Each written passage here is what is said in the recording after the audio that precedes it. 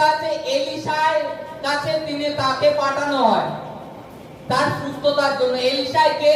এলিশা ঈশ্বরের দাস। আজকে আমরা যে এখানে সুসমাচার করছি, আমরাও ঈশ্বরের দাস। এলিশা ঈশ্বরের দাস ছিল। ঈশ্বরের আত্মা তার মধ্যে আসতো, তার সাথে কথা বলতো।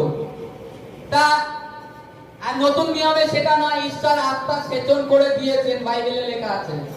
তা এখানে এলিশার কাছে আসে, তখন এলিশা তাকে নামানকে বলে, তুমি যাও জর্দনে গিয়ে 7টা ডুব দাও, ডুব দিয়ে চলে আসো, ডুব দিয়ে তুমি ডুব দাও গিয়ে।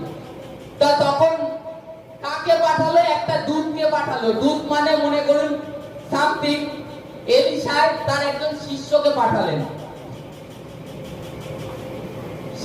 পাঠালেন যে যাও নামানকে, যিনি বাইরে দাঁড়িয়ে আছে, তাকে গিয়ে বলো